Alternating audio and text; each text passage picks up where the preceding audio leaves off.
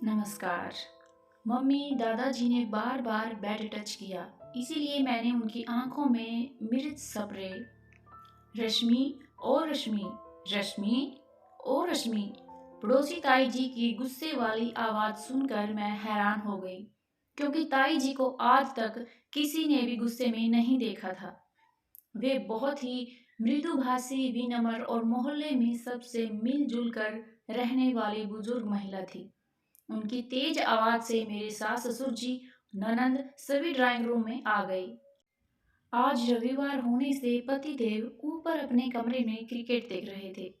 ताई जी की आवाज इतनी तेज और गुस्से वाली थी कि जो पतिदेव चाहे कुछ भी हो जाए, क्रिकेट मैच देखते देखते टस से मस नहीं होते थे। वे भी नीचे आ गए। मैं भी किचन से बाहर आ गई। मुझे देखते ही ताई जी ने गुस्से से पूछा, प्रीशा कहाँ है? कहाँ है प्रीशा? वो तो बाहर खेलने गई है। क्यों? क्या हुआ ताई जी? क्या हुआ? अरे, तुम्हें नहीं पता कि क्या किया तुम्हारी बेटी ने? मैं किसी अनहोनी की आशंका से डर गई। ससुर जी, सासू जी सभी पूछने लगे कि क्या हुआ। अरे, बच्चों को सिर पर बैठाना चाहिए, लेकिन इतना भी नहीं कि वे अपनों से बड़ों से, 60 साल के बुजुर्ग से ऐसी मस्ती करे। पतिदेव ने पूछा, लेकिन ताई जी, ये तो बताए कि प्रीशा ने आखिर किया क्या है? क्या बताऊं बेटा, प्रीशा ने इनके यानी कि उनके पतिदेव की आंखों में न जाने क्या फेंक दिया। इनकी आंखें बहुत जलन कर रही हैं। इन्होंने ठंडे पानी से भी आंखें 2-4 बार धो ली, लेकिन जलन कम नहीं हो रही। थोड़ी देर और देखते हैं, नहीं तो दीपक उनको डॉक्टर के पास लेकर जाएगा, ताई जी ने कहा। सासू जी को तो बस मौका ही चाहिए था मुझ पर ताने कसने का। वो तो ऐसी शुरू हो गई जैसे ताऊ जी की आंखों में मैंने ही कुछ डाला है, या मैंने प्रीशा से ऐसा करने को कहा हो। हमारे भी इतने बच्चे हुए, लेकिन मजाल है किसी ने भी बड़े बुजुर्गों के साथ ऐसी बदतमीजी की हो। आखिर ये अपनी अपनी परवरिश का नतीजा है। ये आजकल की बहुओं को अपने खुद के सजने संवरने और घूमने फिरने से फुर्सत मिले, तब तो ये बच्चों की तरफ ध्यान देना। माँ को बोलते देख पति देव कहाँ चुपचाप रहने वाले थे। वे भी बोलने लगे, मैं तो दिन भर ऑफिस में रहता हूँ, अब ये तो रश्मि का काम है, न कि मेरा। वो बच्चों को अच्छी परवरिश दे। मैं कुछ बोलता हूँ तो इसका मुंह बन जाता है, इसीलिए मैं तो अब घर में कुछ बोलता ही नहीं।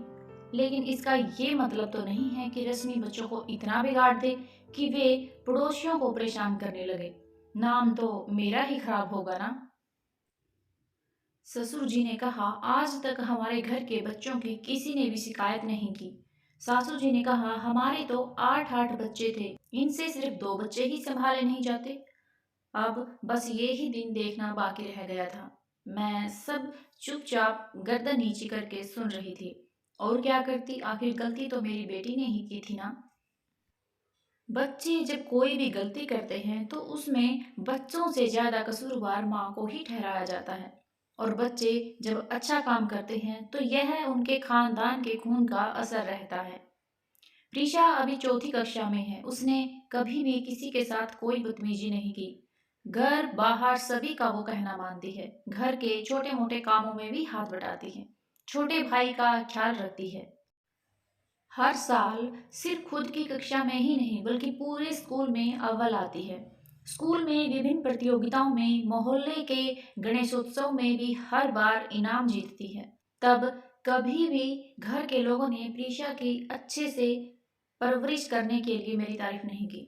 और आज बिना यह जाने कि प्रीशा ने ऐसा क्यों किया, मेरी परवरिश पर ही सवाल खड़े कर दिए। मुझे मन ही मन प्रीशा पर बहुत गुस्सा आ रहा था। कितना ज्यादा वक्त देती हूँ मैं अपने बच्चों को, उन्हें हर बात बहुत प्यार से समझाने की कोशिश करती हूँ। उसका ये नतीजा।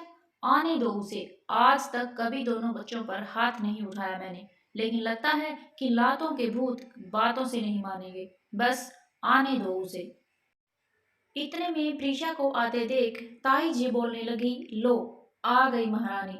पूछो अपनी लाडली से, क्या फेंका उसने दादाजी की आंखों में और क्यों फेंका?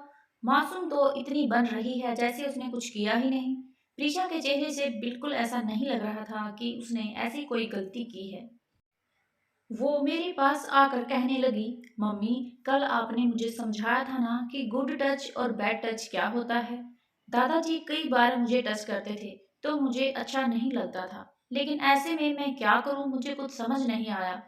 आपके समझाने पर मेरी समझ में आया कि ये बैड टच है और इसे हमें रोकना चाहिए।